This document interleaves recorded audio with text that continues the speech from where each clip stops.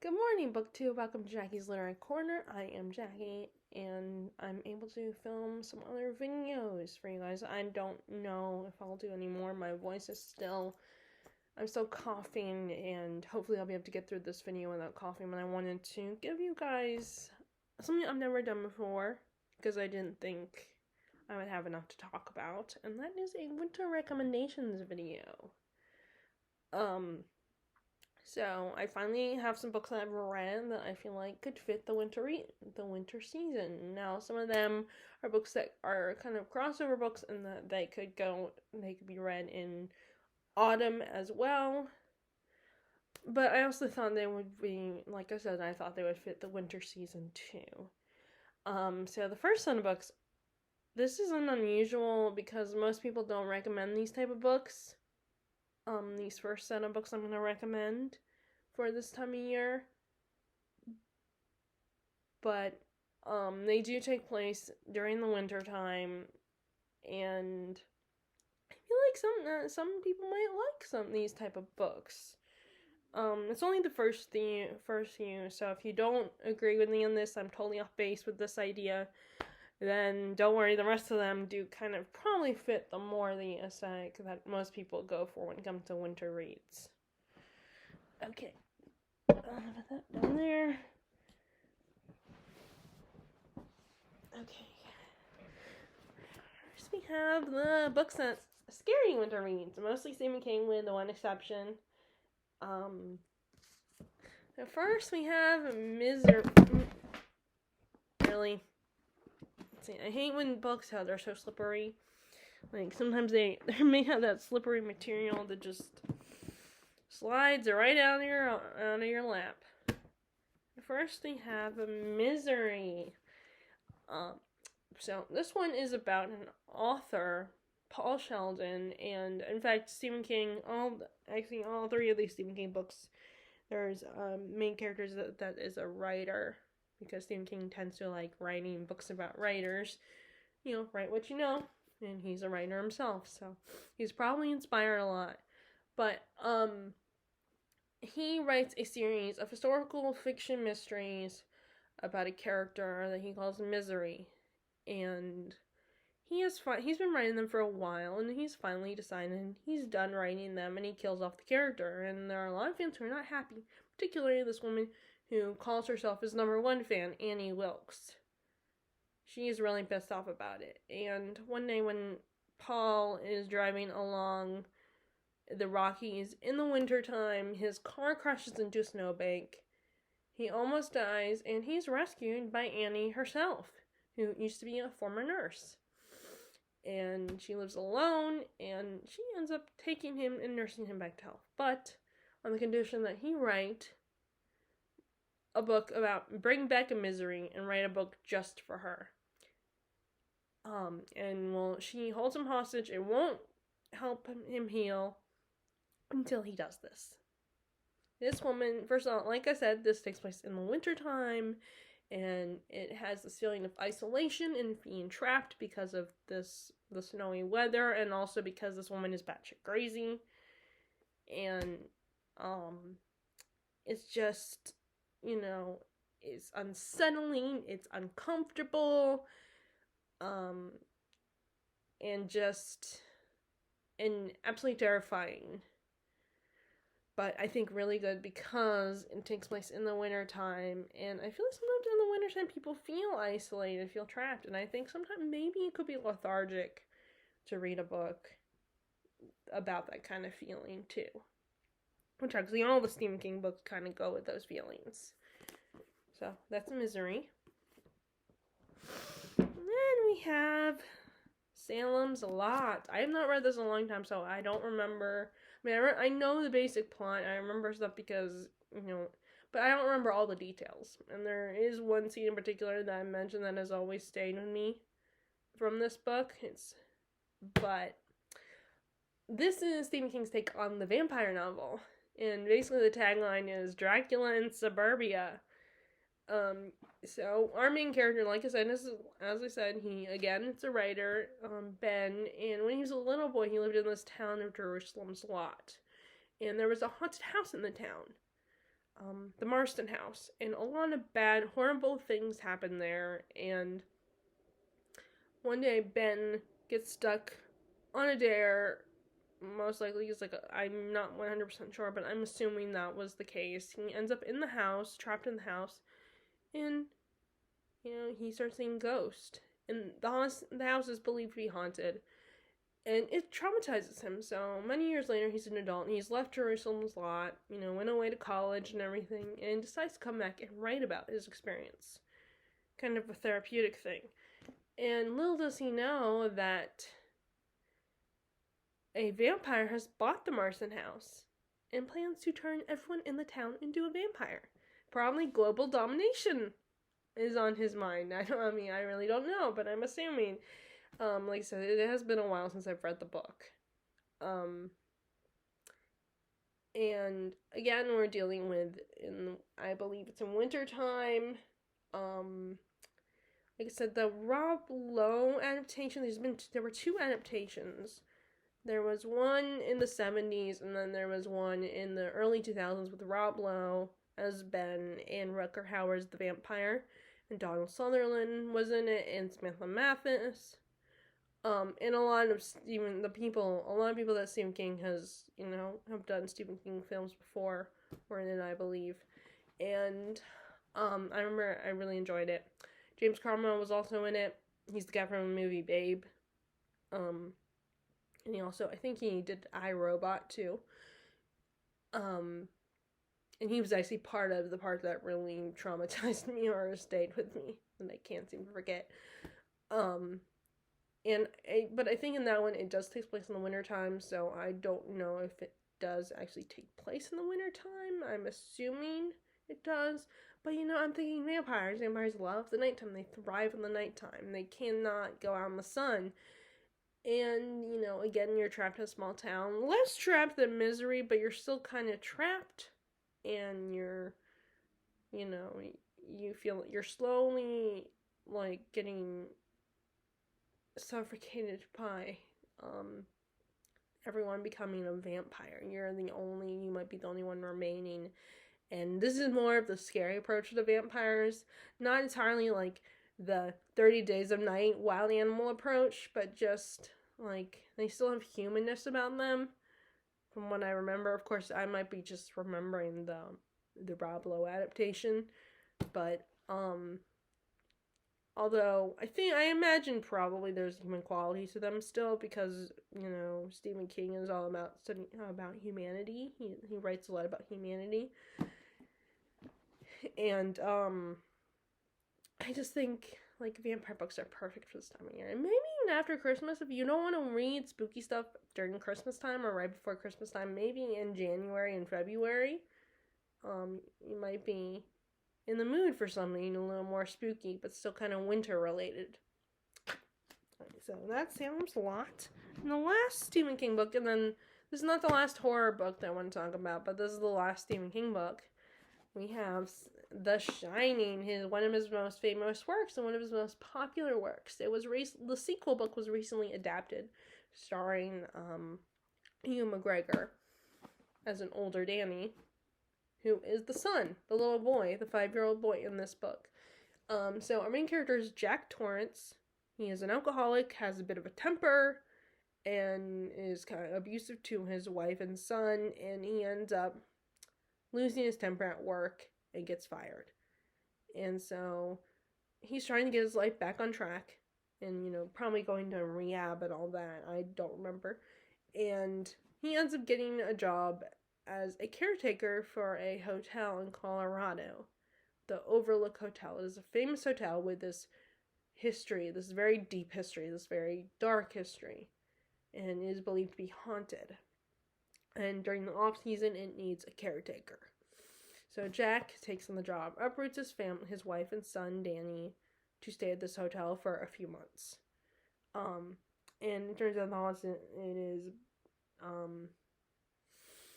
and he starts having hallucinations and seeing things, and he starts seeing the ghost, and they start driving him crazy, because they want to feed off him and keep him as one of their own. And The ghosts also want to feed off of his son Danny, who has a gift, a special gift. What he is told is called the Shining. He has a connection to the psychic world, to the other side.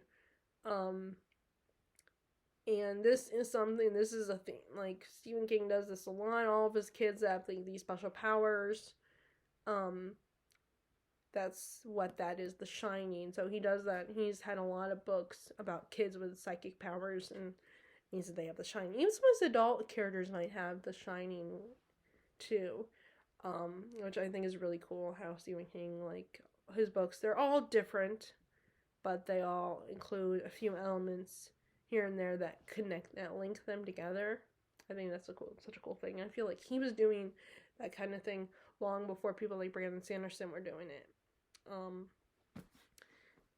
But this, and we're isolated in a hotel, and characters are slowly going mad, and it's just to the point where the character becomes a psycho. It's in the winter time, and it's just, it has a creepy coziness to it. Like, it's not wholesome cozy. It's not like you're not safe, but it still has a little bit of a coziness to it because there are these three people in this hotel, which normally, if it wasn't haunted, then it could still potentially feel cozy. And it's just, I think it'd be fun to read this kind of book. Like I said, I know these are weird recommendations because most of the time people don't go for the scary recommendations, but I feel like sometimes it might be kind of fun to read something scary in the wintertime, you know? Especially if you are one of those people who experiences, I know there's a lot of people experience that depression during this time of year because it gets dark earlier, so it makes them, and I don't understand it personally, but I do know there are people who experience it, including my dad, sadly. But I think for some people it might be, especially if you're a reader, this might be fun to read something like this. And then here's the last horror book, and it's not Stephen King, but it is Stephen King adjacent, and I have talked about this book before, and that is Nosferatu. And this comic is a bit old. It's really not that old, it's only a few years old, but that's because I was dumb and had a water bottle. I brought this with me to work, and I had a water bottle with me in my lunch bag, and the water bottle, the cap wasn't entirely closed, so the book got a little wet. So now the book looks really old and wet still. But so if you did not watch my 7 on Sunday video where I talked about horror books, I think that was probably back in October when I did that video.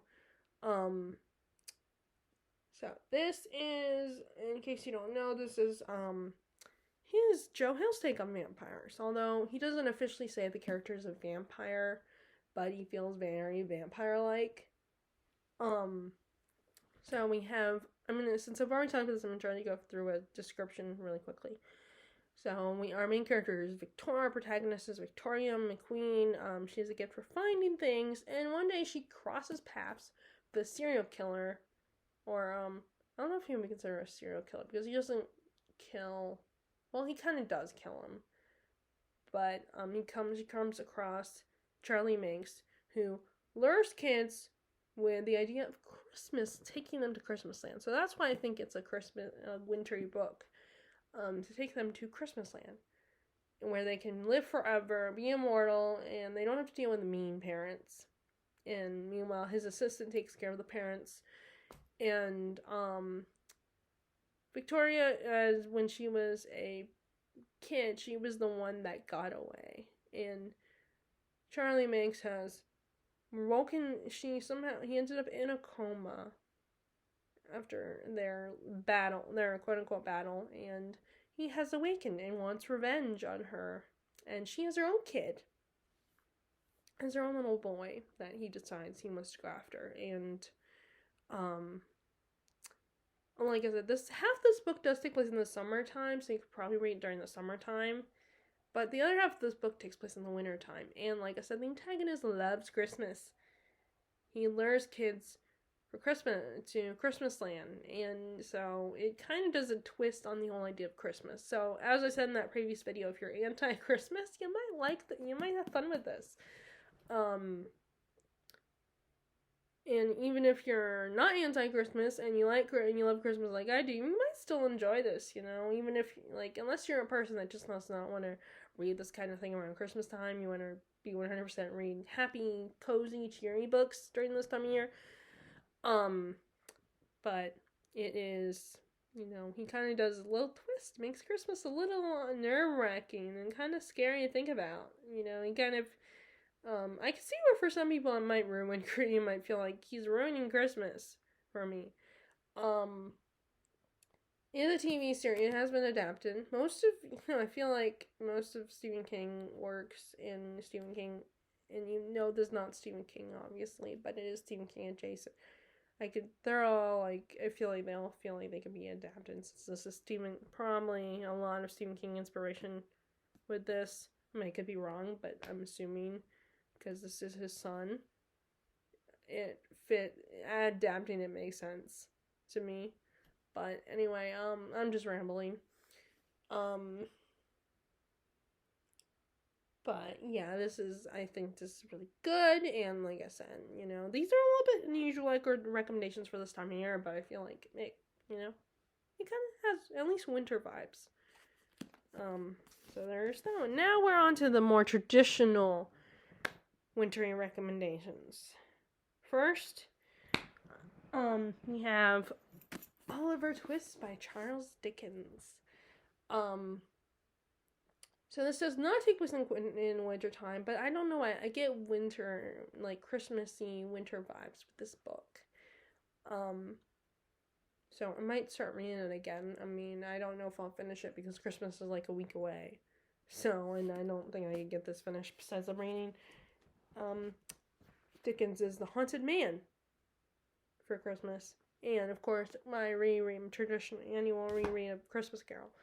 But, if this gives off Christmassy vibes to me, or at least winter vibes, even though it's not in the wintertime, it's not a Christmas book per se, but this is essentially about this young boy, Oliver. His mom died, I think giving birth to him, if I remember correctly. And he is an orphan, and he was in the workhouse, and ends up escaping and getting out of there, and is taken in by a group of thieves. And they try to teach him how to be a thief. But he ends up pickpocketing the wrong person, and almost gets arrested for it. But then the man he almost pickpockets feels sorry for him and takes him in. And actually, he wasn't really the one who pickpocketed. It was his new friends that pickpocket. He was just there to help and witness. But it looks like he did it. So they end up the old man takes him in and decides to adopt him. But the group of thieves that took him in were like, oh no, we can't let that happen because he might expose us. So they decide to kidnap him back. So it's a bit of an adventure story. Like I said, I think, I guess because it's about, this little boy finding a family, and themes of family are, I think, very much Christmassy themes. It's a very wholesome story. Like I said, Oliver's not, Oliver, little Nell from the little, what's it called? What is that one called?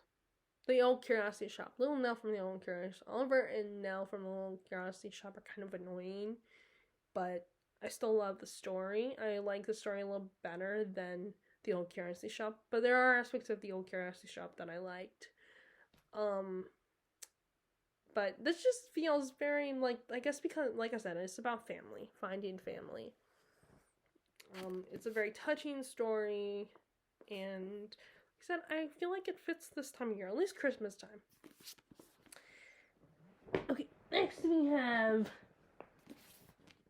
another classic, one of my favorites, and that's Jane Eyre by Charlotte Bronte. First, I love this edition. It reminds me of, it is very Tim Burton-esque, this edition. I love to give Wuthering Heights in this edition, but I already bought the Penguin Black Spine edition Wuthering Heights, so I feel guilty about buying another copy of it. So, when that one is perfectly fine, and I haven't and I don't have the space. Like, I'm not planning on getting another shelf anytime soon. So, but this is about our main character Jane, and it's her life story. And her parents died, and she was sent to live with her aunt and cousins. Her uncle died, and it kind of traumatized her. He was the only one who showed her affection, and um, her aunt and cousins bully her, and eventually she is sent to a school, all girls school, very religious oriented school, and the headmaster is kind of abusive, and um, she ends up making friends with one of the teachers, and she is friends with this one little girl who's also very spiritual, and but unfortunately, we get very close. But unfortunately, she dies of consumption, TB, I think, and it is exasperated when the headmaster, like, the building falls apart, and he doesn't really. And a lot of the girls get really sick, and I blame the headmaster for that. And so, but she ends up staying. Jane ends up staying with the school, becomes a teacher, and eventually she decides to seek a new situation and ends up becoming a governess to this little girl, this little French girl, who's the ward of this rich man named Rochester. And Jane and Rochester end up forming a very intimate relationship. So this is a coming of age story. I feel like both Emily and both Wuthering Heights and Jane Eyre feel very wintry, so I actually could show you guys Wuthering Heights as well. But I decided to go with this one instead because it's my favorite, although I do love Wuthering Heights too, and I plan to reread it soon. I meant to reread it earlier this year, but I decided I'm going to reread it next year. Maybe for October, or maybe read it sooner than that. But this is, like I said, in the dead of winter. It's a very gothic story. You're in this huge mansion. It's on the moors. It's also kind of a found family story too. And it's just a very, again, isolation and feeling trapped, but also finding a glimmer of hope in this feeling of isolation. And like I said, the moor setting just feels very wintry. It's kind of gloomy, and although I'm sure in the springtime it's very nice. But yeah, I feel like this is a very winter read, and like I said, I feel like Wuthering Heights is also a wintry read, but I think also Wuthering Heights is a summer read. Like I said, there's some crossover here. And also there is a bit of a hint of supernaturalness to it as well. So there's that one. Okay, and then we have Once Upon a River, which could also be a spring read too. This was Diane Setterfield's latest work, and is set in around the Thames, in London, around the Thames. And at this local pub, one day, this little girl that appears to be dead, and this man who looks like he's half dead appears at the tavern, and somehow the girl wakes up and is alive again, and all of a sudden, all these people that lost the little girl feel like she might be their lost little girl. And it's all about telling stories, what I feel like telling cozy stories by the fireside is in the ideal thing for wintertime. Everyone gathering around and sharing a tale. Dang, I almost didn't. I thought I was gonna get through it, but it's also a very bittersweet story. It's kind of sad because you get the stories of all these people losing a little girl, and it's heartbreaking, and they all see this little girl as the one that they lost. And there's a little bit of romance, and it's a very beautiful story. Like I said, it could be read in the springtime, but I think it's also for the winter season, maybe right before Christmas. It's just, again, very cozy and magical, and just very wholesome. And I feel like there's also found family themes in here, and it's, like I said, it's a bit heartbreaking, but it's really good and just very cozy.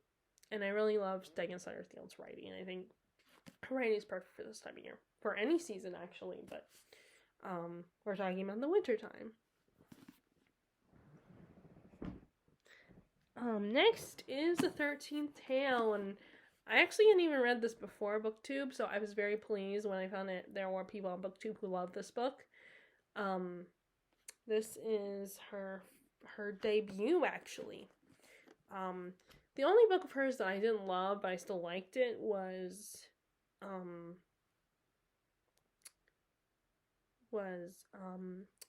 and Black. I liked that one, but I didn't love it. But although I do think that one could also fit during the winter season too. And I have a few books that I want to talk about that I don't have a copy of it because, again, I didn't love them, but I did like them. That I also think that I'll talk about next for winter recommendations. Okay, The 13th Tale, like I said, is Diane Satterfield's debut novel, and it is a story about this biographer. Let me see. What is her name? Margaret Lee. Excuse me. I just woke up, so and I want to film this now before, because my mom was like, it's wrapping presents time. We're gonna wrap some presents today. But anyway. And there is a famous author, Vida Winter, who has written this collection of 12 fairy tales, but there's rumor of a 13th tale that she did not publish that people have always speculated about. And Vida is known for not telling the truth about herself whenever people ask her story, her own personal story. And she's finally decided to tell it. And so it has a little bit of Evelyn Hugo vibes to it. If you read that one with and she has called Margaret Lee to tell her true story. And it's a little unsettling at times. I need to reread this. I should reread this one this year. Maybe even if I don't get to it before Christmas, I'll read it after Christmas. It is, again, telling stories, telling about someone's past. Like getting absorbed in a story, sitting by the fireside and just getting lost in someone's tale. And there's a lot of dark themes and very sadness. Like, I think there was she had a twin, or her mother had a twin, I think. And the twins had a very unique, very heartbreaking relationship that was very devoted to each other, but then someone came between them, if I remember correctly. Like I said, I need to reread this one. I did reread it not that long ago, actually, but I don't remember it. That, I feel like even though I do have the good memories, I still, if it's been a few years, then I might not remember all the details of a book. But it's just so cozy and wholesome, and the cover feels very autumnal and wintry. Like, not a winter scene, but just seeing a library, someone's personal library that has those dark, warm, inviting colors to it. That's what it feels like. And like an old fairy tale. That's the vibes I get as well. So, which I might reread this winter. Either for probably after Christmas. I mean, I could pick it up now. Okay, so let's talk about the other books before I talk about these last books. The ones I don't have, that I didn't grab, that I don't have. And then actually there was one that I feel like, I didn't grab it, but I feel like it could also fit the winter season as well. So I'll talk about that one too. Before I talk the last, last three. that I actually have to show you. So first we have the Naomi Novik book that I liked, but I didn't love it. I still prefer, like, either you love this one or you love Uprooted. Like, the only Naomi Novik book so far I didn't like at all was that it just wasn't for me, was the Deadly Education trilogy. The last book I think just came out. I didn't like the writing, which, some of the things I didn't like, maybe they changed, but I have no interest in it. Even though I did think the concept was kind of cool. It's a school setting, and it's like there's no teachers, no headmaster or anything in the school. Like, you have to survive the school. Like, there's all these monsters and evil forces, and that's how you graduate, is if you survive. So I thought that concept was kind of cool, but I didn't like the main character. She kind of irritated me. I couldn't connect with her, and I just didn't connect with it, And I know that there was also some controversy with it, but I do believe Naomi Novik did change those things in the second book, and I think she did apologize. I'm not sure, but I do remember there were some controversial, questionable things in the book. But anyway, other than that, I've loved all of her work, and like I said, this one I'm about to talk about, I did still like it, but it wasn't my favorite. And that is Spinning Silver, which is a Rumpelstiltskin retelling. And the fact that Rumpelstiltskin is one of my favorite fairy tales, and I compare all of them to the Once Upon a Time version of the Rumpelstiltskin story, I may have not liked the direction the writing of that show went, but I did like what they did in the first season with Rumpelstiltskin's character. I just was not happy with what they did later on with his character. But anyway, Spinning Silver has 3 main characters.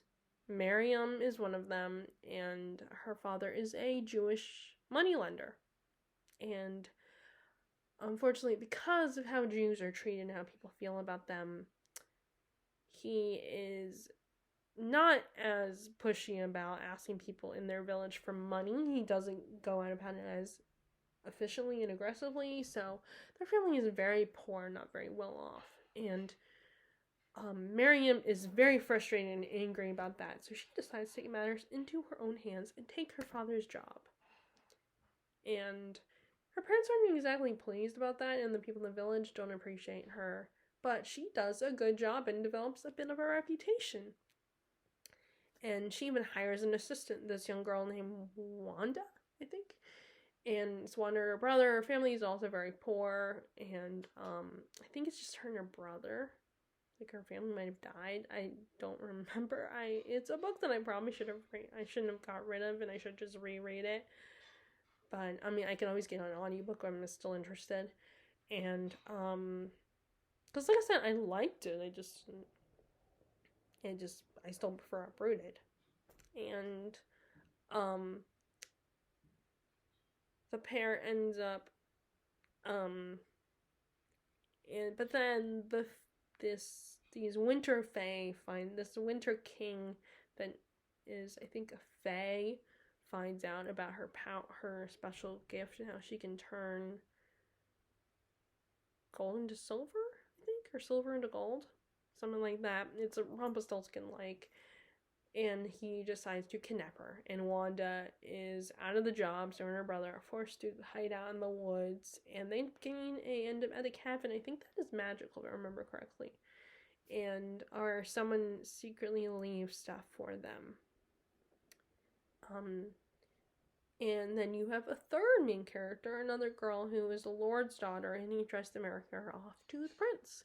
But the prince has a little secret. He has a demon inside of him, and the demon wants to feed off of the Lord's daughter. And she has to find creative ways to escape, to fight him off, and prevent him from feeding off of her.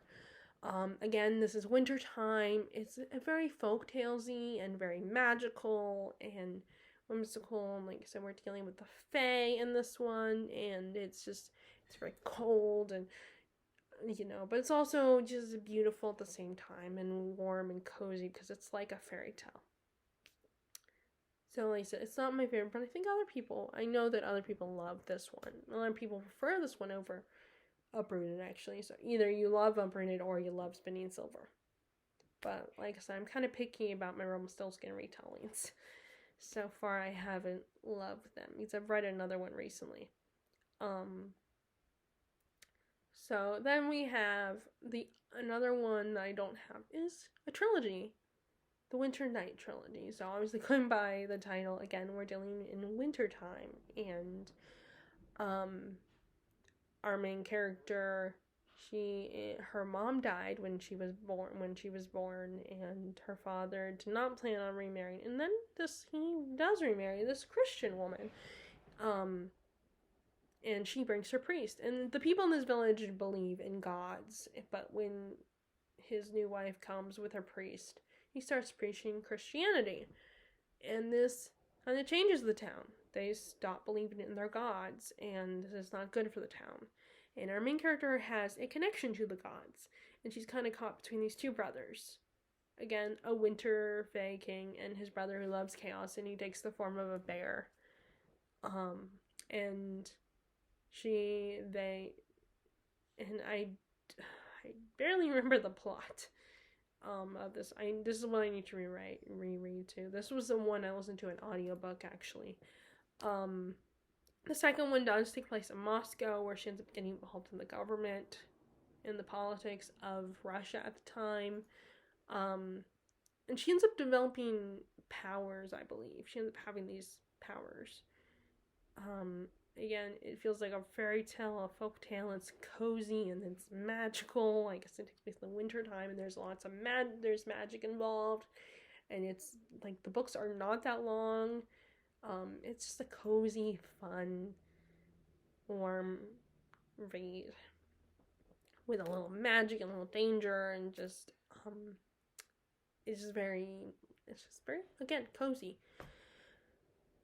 And that so the other one I just realized I could talk about that I did not bring it down. I did not take it off my shelf to show you guys. And that is the Farseer trilogy, the first trilogy in Robin Hobb's big Realm of the Elderling series. Again, it's an epic fantasy, and I feel like it fits another category I have here. But I'm gonna go ahead and talk about it now. It's about this young boy, Fitz, who is the bastard of one of the princes of this kingdom, the Fars, but he's a bastard, so he can't be fully accepted and embraced by the king, and they end up fostering him to the stable master, and who takes him in, kind of becomes like a father to him. Fitz grows up, and now those in the Farseer line have a special gift. They can now I can't even remember what it's called, but it's kind of like it's kind of a mind control type thing where they can hear your thoughts and control your thoughts and everything. But Fitz also has another gift. He has the gift of the wit. He can psychically connect to animals, but people fear the wit because you become more beast than man, and he's told not to use it, but he can't help it. And it's a coming of age story, and eventually the king notices Fitz and takes him and sends him to be an apprentice for his spy master, his assassin, who takes Fitz on and he also becomes another father figure to him. So it's a bit of a sad story because, Fitz just keeps getting shit dropped on him. His life isn't that great. He has glimmers of hope in his life, but then it gets taken away from him because, he finds romance, but he can't be with her. He's always burdened with having to be the king's assassin. People won't always give him the answers he wants to hear. But it's also, I feel like it's a great story to someone, a story someone can tell, a story someone wants to tell is telling around the fire about this young boy and its history. And I think it does kind of start out as someone's telling Fitz as an adult, as an old man is telling his story. And it's a sad story, but it's still really good. Of course, not everybody wants a story where a character keeps having a miserable life, but I still feel like it's very wintry. Like some of those scary ones I showed you guys, and then this one, I feel like you could be like, my life. If you're feeling sad about your life, heart, kind of sad. Maybe reading about someone else's life might cheer you up a little bit because you could be like, oh, my life could be worse. I can be burdened with things that are a lot worse. Like I said, I could be totally off base there, but okay, now let's get to the back to the books that I can physically show you a copy of. So next we have The Night Circus. A lot of people read this in October, but I also think it's again a crossover here, a wintry read too. It's about a magical circus that only comes at night. So you have these two men, these magicians, who make a deal, and like every 100 years or so, they get together and they have a competition with their apprentices. And the apprentices have to perform feats of magic until they eventually, I think, kill each other. And one of them takes on a girl, finds an orphan girl and adopts her, and then the other one just takes on this young boy as his assistant. And they use the circus as the backdrop for the competition. But the kids don't know what's going on. And eventually, they both start working on the circus, and they cross paths and fall in love. It is a bit insta-lovey. So I know that's part of why some people don't love this book. But it is magical and whimsical, and you can really feel and see the circus, and you can smell all the different food, like cotton candy and popcorn and caramel corn, and it's cozy. Again, it feels like you're hearing a story about this magical circus, and just very wholesome, and just like there's something about the writing, and it's just very cozy, and like it's just fun hearing about this magical whimsical circus, even if you don't like the romance. It's just fun, and the writing is great. I love Erin Morgenstern's writing, and I also loved her second book, which again, that was another book that not everybody loved. But I think if you didn't love this one, you probably won't like her other book, The Starless Sea. But if you did like this one, even if you don't like the romance, but you still love this, check out The Starless Sea too. But yeah, it's just very comforting read for this time of year. Okay, so then we have a book from a series, but unlike the Farseer it is a 4-book series. I have not gone. I'm hoping to get the last book, Wrath, for Christmas this year, but this is book 4, and I just feel like Viking stories and Scandinavian stories are perfect for this time of year. The setting in the mountains, it feels very wintry, and it's just like it's about this war and these kingdoms fighting for power, and you have a bunch, and it's multi-point POV, and there's wolves too in the story, and it's just very like next to a dragon, I think a wolf would be cool to have. A wolf, although I don't think it's exactly a wolf. I think it's but it's just, again, it feels like you're being told this magical story, but it's even bigger. Like I feel like these kinds of stories, these big epic fantasies, are perfect for the winter time. Especially if you're feeling, like I said, if you're have that sundowners, then maybe you want to read this big epic story. I think that would be really fun. And it's 4 books. They're chunky books, but it still would be great. Keep you occupied for quite a while. And then the last book I'm going to talk about is a classic. Every fantasy person has probably dipped their toes in this book. And for a while, I was like, I've seen the adaptation. I'm good. I don't need to read the book because it's a long one. It's like 3 volumes. But finally, I was inspired when my friend Terry was visiting. I was like, you know what the heck, I'm gonna go buy it. And it's kind of been, I've talked about this before, how this book has kind of been like I talked about this book on my winter TBR, and this book has kind of been in my life for a while, and so it's a bit of a cheat here because all these books I have read, but this one I've read some of it, but I have not finished it. But I've seen the movie, so I know the story.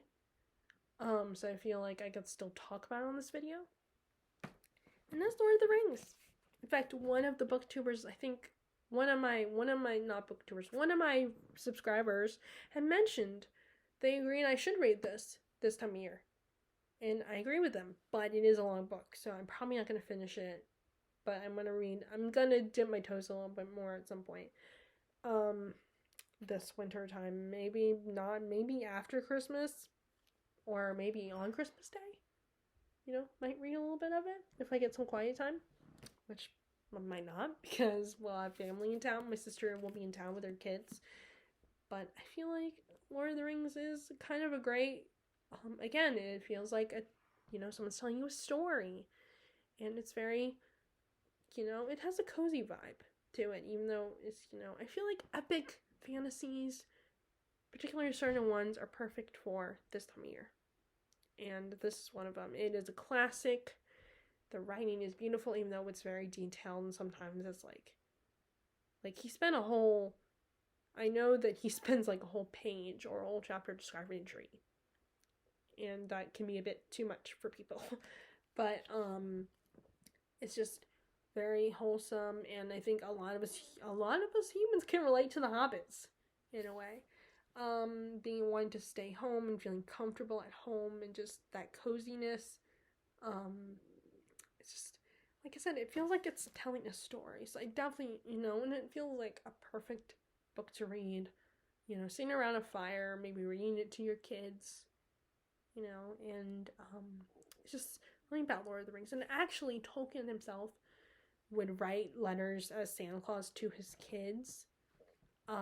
There is a Christmas book he wrote, or a book that's a combination of all his Christmas, the Christmas letters he wrote to his kids as well, which maybe I'd like to read one day. I'm gonna try. What I like to do is this is a Lord of the Rings project where I read all the books that have to do with Middle Earth, that take place in Middle Earth, and but yeah, I think this is like a perfect this time of year read. Okay, so those are my winter recommendations. I hope you guys liked my recommendations, even the scary ones. I know that they're not a traditional recommendation for winter time, but I thought, kind of a different type of recommendation. And like I said, they do take place in winter time. So anyway, if you guys like this video, give a thumbs up, click subscribe if you haven't already, click the bell notification button if you want to be notified when I post my latest videos. And here's hoping I can give you guys one more video before the year's over. If not, I will see you guys next year. Alright, bye!